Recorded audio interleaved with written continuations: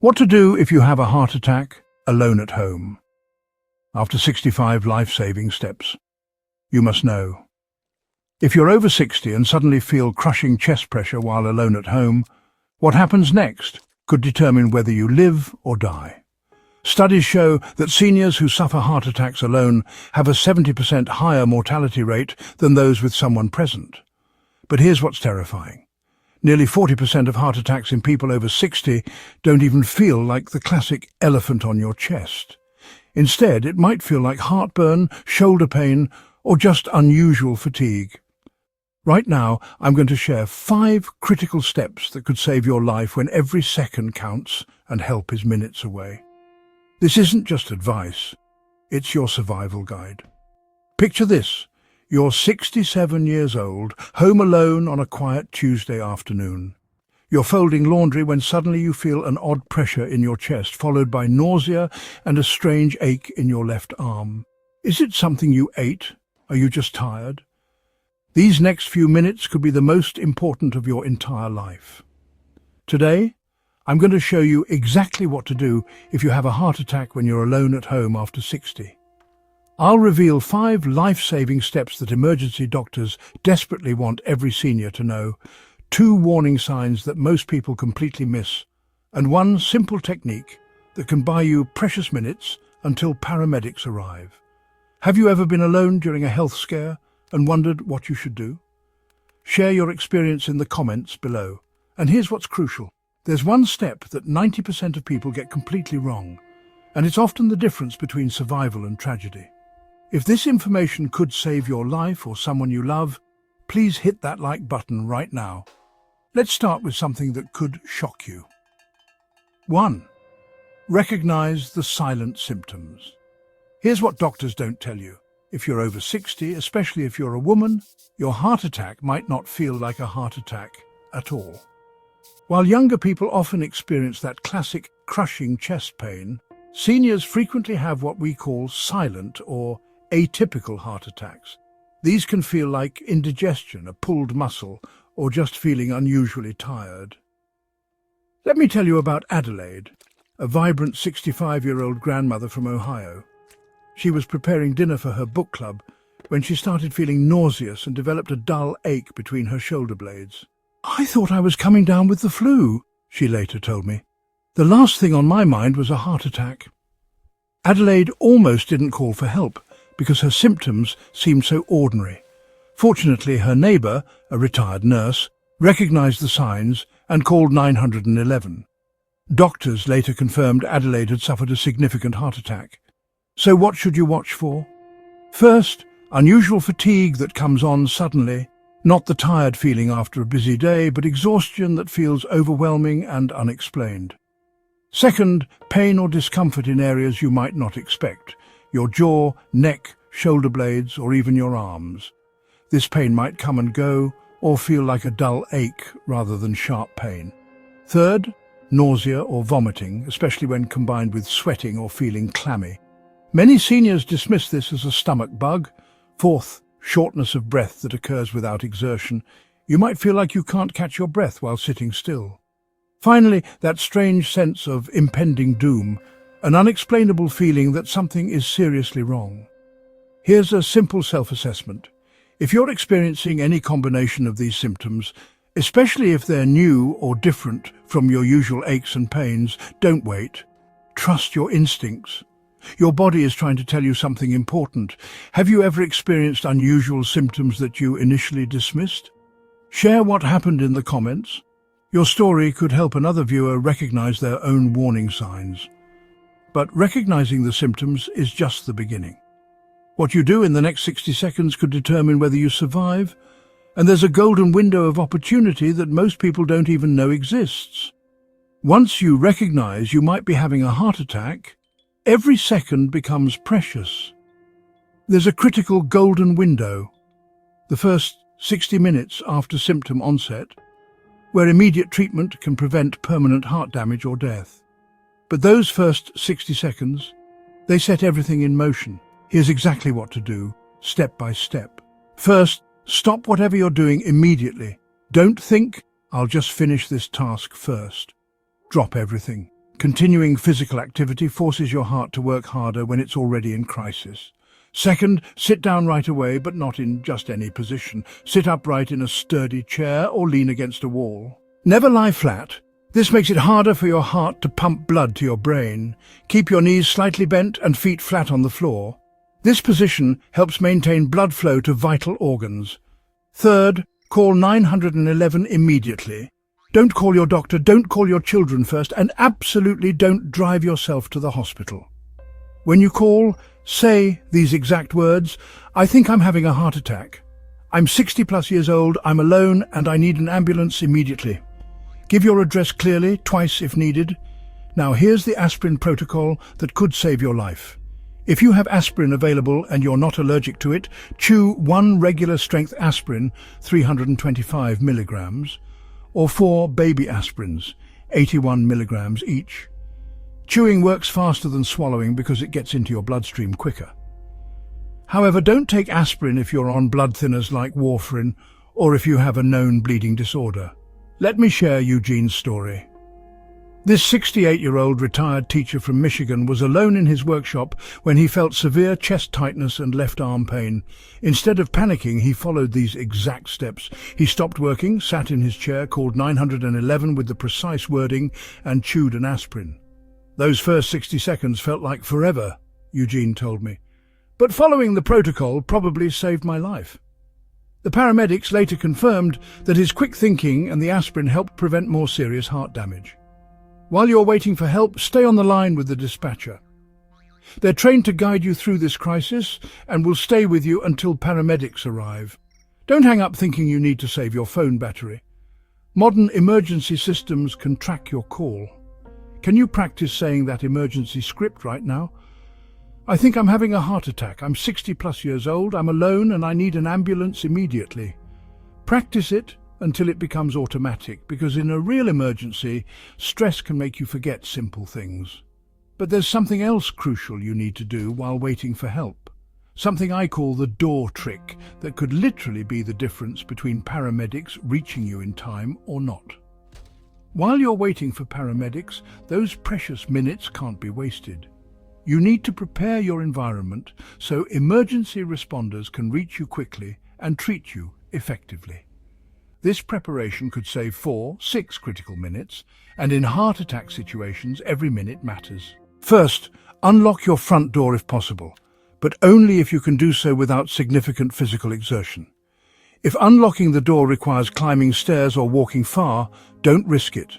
Instead, consider where you keep a spare key and whether you can tell the dispatcher about it. Turn on your porch light and any lights leading to where you'll be waiting, even during the day. This helps paramedics identify your home quickly. If you have pets, try to secure them in another room if you can do so easily. A panicked dog or curious cat can interfere with emergency treatment. Don't overexert yourself doing this. Your safety comes first. Here's something most people never think about. Prepare your medical information. If you can easily reach it, grab your medication list, insurance cards, and any medical alert information you have. But here's the key: don't go searching through drawers or cabinets, only gather what's immediately accessible. Let me tell you about Sylvia, a 72-year-old widow from Arizona. When she felt heart attack symptoms, she followed the protocol perfectly. But she also did something smart. She had prepared for this possibility months earlier. Sylvia kept a bright red folder by her kitchen table with copies of her medication list, emergency contacts, allergies, and previous heart conditions. She grabbed this folder and placed it on her coffee table where paramedics would easily see it. When the paramedics arrived, Sylvia recalls, they saw that red folder immediately. While one team member worked on me, another grabbed my medical information. They later told me this preparation helped them make faster treatment decisions because they knew exactly what medications I was taking and what conditions I had. Create your own emergency medical sheet today. Include your full name, date of birth, emergency contacts, current medications with dosages, known allergies, medical conditions, and your doctor's contact information. Keep copies in multiple, easily accessible locations. Consider setting up a buddy system with a neighbor or family member. This could be as simple as a daily check-in call or text. Some seniors use smart home devices like medical alert systems or even smart speakers that can call for help with voice commands. What emergency preparations do you have in your home? Share your tips in the comments. Your ideas might help other viewers prepare better. But even with perfect preparation, there's still one more critical skill you need to master while waiting for help. A specific breathing technique that can keep you conscious and stable until paramedics arrive. When you're having a heart attack and alone, panic is your enemy. Panic breathing, rapid, shallow breaths, actually makes everything worse by reducing oxygen in your blood and increasing stress on your already struggling heart. But there's a modified breathing technique that can help keep you conscious and stable while you wait for help. This isn't the typical relaxation breathing you might know. This is emergency cardiac breathing, specifically adapted for heart attack situations when you're alone. Here's how it works. You're going to use a modified 4-6-4 pattern instead of trying to hold your breath for long counts. First, position yourself properly. You should already be sitting upright. Place one hand on your chest and one on your belly. You want your belly hand to move more than your chest hand. This ensures you're breathing deeply into your diaphragm, not just using your chest muscles. Now, breathe in slowly through your nose for a count of 4. Don't force it, just a steady, controlled inhale. Hold gently for a count of 6, not holding your breath tightly, just a gentle pause. Then exhale slowly through slightly pursed lips for a count of 4, like you're gently blowing out a candle. The key is gentle and controlled. You're not trying to breathe deeply enough to expand your chest dramatically. You're just trying to maintain steady, calm breathing that keeps oxygen flowing efficiently to your brain and heart. Let me share Leonard's story. This 69-year-old retired mechanic from Texas was working in his garage when severe chest pain struck. After calling 911 and taking aspirin, Leonard remembered the breathing technique his cardiologist had taught him after his first mild heart attack 2 years earlier. "I felt panic starting to take over," Leonard told me. "My heart was racing and I was getting dizzy, but I forced myself to focus on that 4-6-4 breathing pattern. It didn't make the chest pain go away, but it kept me from hyperventilating. When the paramedics arrived, I was conscious and able to tell them exactly what was happening." The paramedics later told Leonard that his controlled breathing likely prevented him from passing out, which can be dangerous during a heart attack when you're alone. Here are some important warnings. If you become dizzy or lightheaded while doing this breathing technique, return to normal breathing immediately. If you have severe respiratory conditions like COPD, modify this technique or skip it entirely. Follow whatever breathing instructions your pulmonologist has given you for emergencies. Also, don't use this breathing technique if you're vomiting or feel like you might vomit. Focus on staying upright and keeping your airway clear instead. Try practicing this 4-6-4 pattern right now while you're calm and healthy. In through the nose for 4, gentle hold for 6, out through pursed lips for 4. Practice until it feels natural, because in an emergency you want this to be automatic. But here's what's crucial. Even perfect breathing technique won't help you if you make one of the fatal mistakes that kill thousands of seniors every year. The next section could be the most important information you ever hear. This might be the most important section of this entire video, because the mistakes I'm about to share kill thousands of seniors every year, and they're completely preventable. These aren't medical mistakes. These are decision mistakes that happen in the critical moments when time is running out. Fatal mistake, #1. Driving yourself to the hospital. I know this seems logical, you want to get help fast. But driving during a heart attack is incredibly dangerous. Your condition can deteriorate rapidly, you could lose consciousness behind the wheel, or the physical exertion of driving could make your heart attack worse. Emergency vehicles are equipped with life-saving medications and equipment that can treat you immediately. Your car is not. Fatal mistake #2. Calling family members before calling 911. This is the most common deadly mistake seniors make, and I understand why. You want your loved ones to know what's happening, but every minute you spend on the phone with family is a minute you're not getting professional medical help. Call 911 first, always. The dispatcher can even help you contact family members after ambulance is en route. Fatal mistake #3.